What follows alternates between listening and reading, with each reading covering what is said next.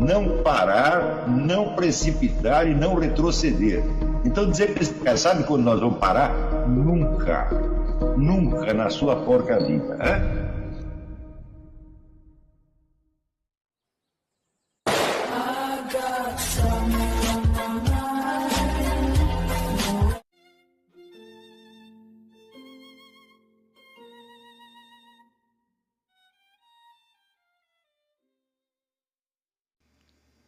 E aí pessoal, tranquilo?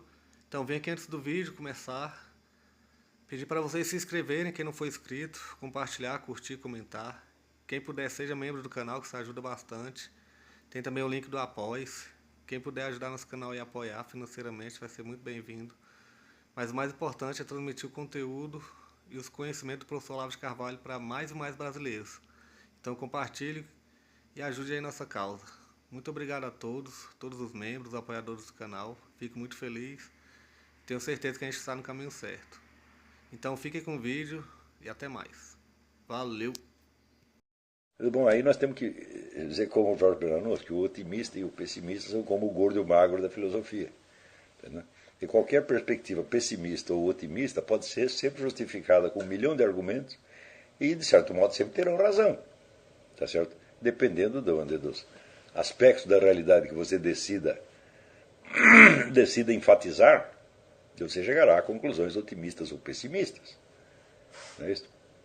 Mas eu não creio que o pessimismo ou o otimismo possam dar alguma conta da estrutura da realidade. Porque você vê, mesmo numa perspectiva de eternidade, a eternidade implica também o juízo final, implica a condenação de um bando de gente ao inferno, e você não vai ficar muito otimista perante isto. Né? Na verdade, um ruído estranho aqui. Parecia que o apartamento ia sair voando, mas é apenas um aquecedor. Então, vamos dizer, esta coexistência de pessimismo e otimismo também é uma coisa da qual você não deve desistir.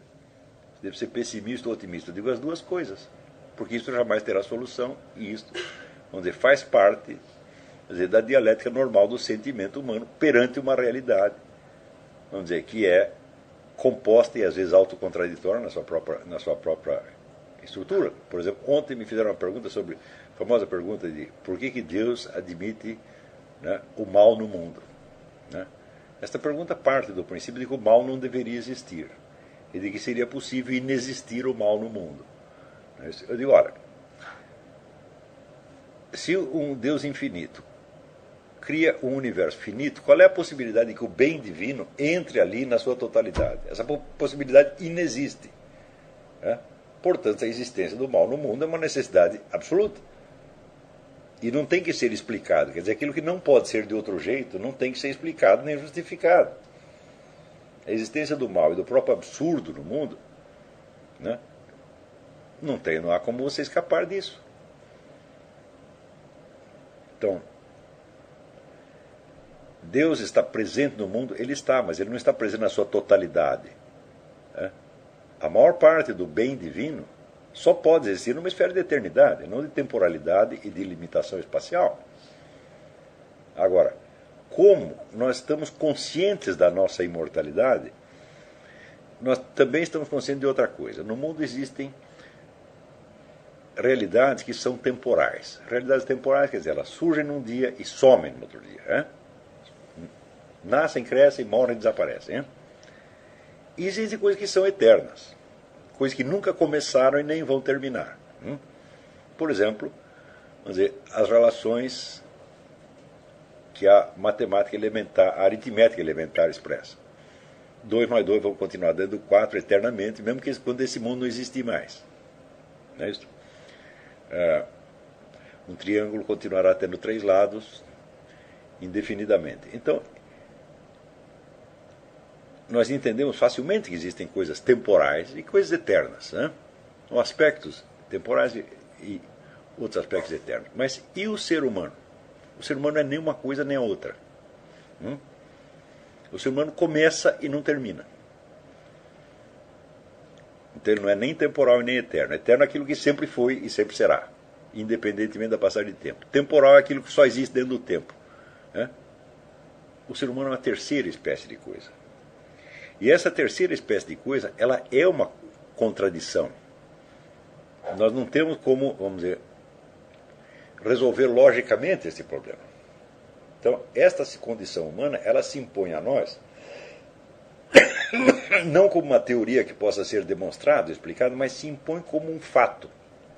E este fato nos diz algo a respeito da estrutura contraditória da própria realidade finita. Né? Tudo aquilo que é finito contém uma contradição em si. Não tem como escapar disso aí. Então é por isso que nós não podemos resolver a disputa entre Heráclito e Parmênides, porque os dois têm razão. Se você dizer o ser é eterno e imutável, e o outro diz tudo muda, eu digo, bom, as duas coisas acontecem. Né? Então, Platão já elaborou essa questão até onde era possível elaborar. Quer dizer, você só pode resolver este problema dentro de uma concepção que admita diferentes níveis de realidade. Não é isso? Mas, quando você entendeu a diferença entre os vários níveis, ainda assim, você pode, quando alguma questão chega para você, e essa questão parece ter um impacto moral, então a questão toma posse da sua mente de uma maneira quase hipnótica. E tudo aquilo que você sabia sobre os planos de realidade parece que desaparece no momento e você é sacudido pela emoção do problema. E essa questão do mal no mundo, principalmente quando nós vemos, nós estamos pensando somente no conceito do mal, mas nós estamos vendo o mal. Então, aquilo paralisa a nossa inteligência por um certo momento. E como nós desejaríamos que aquele mal desaparecesse, nós começamos a raciocinar como se fosse possível um mundo sem mal. Então não é possível um mundo sem mal, só é possível a eternidade sem mal. Não é isso? Então por que nós estamos estranhando que existe o mal no mundo? Agora, você verá. Houve um autor maravilhoso no século passado, não chega a ser um filósofo, também não chega a ser um teólogo, é um escritor religioso chamado Antoine de Saint-Bonnet. Né? E ele diz o seguinte, ele diz: o ser humano ele vem do infinito, ele é a criatura do infinito, tá certo? Mas ele é colocado num mundo finito. Neste mundo finito ele adquire uma história, ele adquire um eu, uma consciência de eu, e uma memória. Depois disso ele pode ser reintegrado no infinito, mas conservando a sua diferença pessoal. Então esta é exatamente a situação em que se veem as almas imortais depois desta vida. Onde elas têm uma espécie de abertura para a infinitude, mas conservam a sua individualidade. Por isso que São Tomás de Aquino diz que no céu estaremos fundidos, mas não confundidos. Não há mais separação espacial e, portanto, não existe esse senso agudo, vamos dizer, agudo e extremo da diferença individual que nós temos no plano terrestre. Mas a individualidade se conserva. Então, eu não estou dizendo isso para explicar por que Deus fez isto ou aquilo, mas o fato é que foi assim que ele fez. Então, eu recomendo que você não procure na esfera do mundo atualmente existente a explicação para algo que só tem explicação na esfera da infinitude e da eternidade. Por exemplo, quando os gnósticos, primeiro que nós chegaram à conclusão de que Deus deveria ser mau, porque ele permitia tanto mal no mundo, eles esqueceram de perguntar, mas esse mal se propaga por toda a eternidade? Ou ao contrário, você está querendo que todo o bem da eternidade se comprima dentro deste mundo terrestre histórico? Então, num caso, você está falseando o problema, e no outro, você está mentindo. Então, desse ponto de vista, quer dizer, a presença do mal no mundo é simplesmente uma necessidade inerente à própria estrutura do mundo físico existente. Então, não acredito que esta seja não acredito que isso seja um problema filosófico sério. O problema filosófico sério é aquele que dá trabalho para as melhores inteligências durante séculos. Agora, esse problema, vamos dizer, você resolve na hora mostrando que a pergunta em si é absurda. Você está cobrando do mundo, né? É aquele negócio que diz o Roland Marias: o mundo não é o paraíso, meu Deus do céu. Vocês não entenderam ainda? O mundo é uma coisa, o paraíso é outra.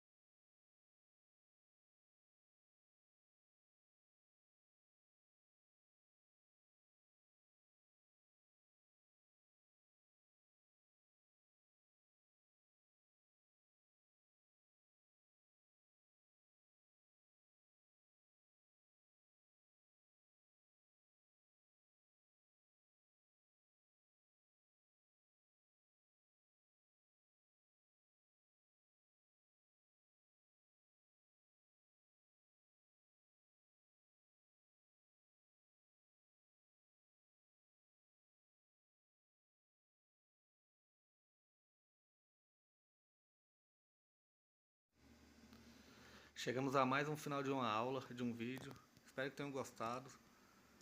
Quem não se inscreveu ainda, se inscreva, compartilhe, comente.